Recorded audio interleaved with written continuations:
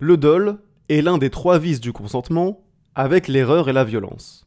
Et plus précisément, le dol est défini à l'article 1137 du Code civil, qui dispose que le dol est le fait pour un contractant d'obtenir le consentement de l'autre par des manœuvres ou des mensonges, et constitue également un dol la dissimulation intentionnelle par l'un des contractants d'une information dont il sait le caractère déterminant pour l'autre partie. Donc ainsi, le dol, c'est un comportement malhonnête. Le dol, c'est une tromperie en vue d'amener l'autre partie à conclure le contrat. C'est-à-dire que cette tromperie a eu pour but et pour effet d'induire en erreur l'autre partie. Et c'est sur la base de cette erreur que l'autre partie a conclu le contrat. Sans cette erreur, l'autre partie n'aurait pas conclu le contrat ou bien l'aurait conclu à des conditions différentes. Prenons un exemple. On a un particulier qui vend sa voiture d'occasion à un acheteur. Mais avant la vente, il trafique le compteur kilométrique de sa voiture pour faire croire que le véhicule a parcouru seulement 50 000 km alors qu'en réalité il en a 200 000. Et l'acheteur, trompé par cette manœuvre, accepte d'acheter le véhicule à un prix bien supérieur à sa valeur réelle. Ici, il y a effectivement dol, puisque le consentement de l'acheteur a été obtenu par une manœuvre du vendeur, à savoir le fait de trafiquer le compteur kilométrique de sa voiture. Sans cette manœuvre, l'acheteur n'aurait pas acheté la voiture, ou bien l'aurait acheté mais à un prix largement inférieur.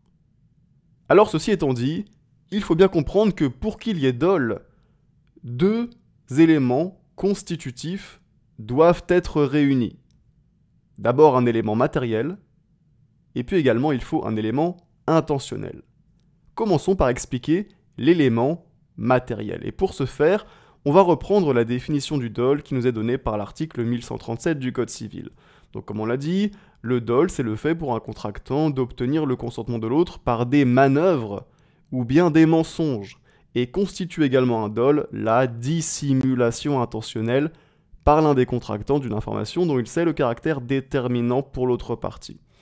Et donc ainsi, l'élément matériel du dol, ce peut être d'abord des manœuvres, c'est-à-dire des actes destinés à tromper l'autre partie, donc ça va être des mises en scène, des artifices, des stratagèmes, etc. etc. Dans l'exemple précédent du particulier qui trafique le compteur kilométrique de sa voiture, ça c'est une manœuvre.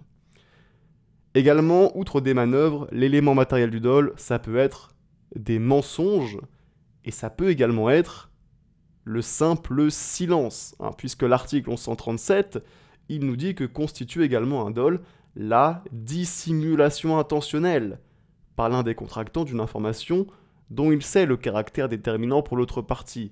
Et ça, c'est ce qu'on appelle la réticence dolosive. Et donc, il y a réticence dolosive lorsqu'un contractant va garder le silence sur une information dont il sait que si son co-contractant en avait connaissance, alors il ne contracterait pas.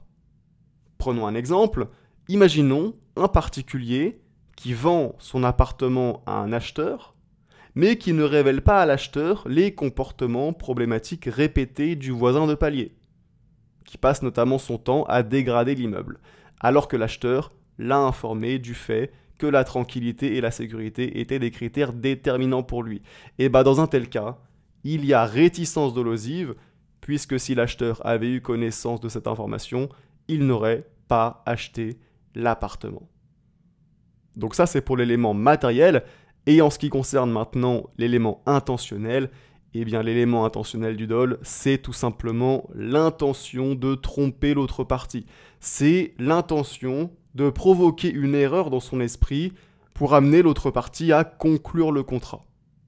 Et donc pour qu'il y ait dol, le contractant doit avoir la volonté de tromper l'autre partie, en plus de l'élément matériel dont on a parlé précédemment. Et sur ce, cette vidéo est maintenant terminée, j'espère qu'elle vous a plu. Si jamais vous voulez regarder d'autres vidéos en droit des contrats, je vous mets à l'écran ma playlist en droit des contrats. Et sinon, on se dit à très bientôt pour une prochaine vidéo.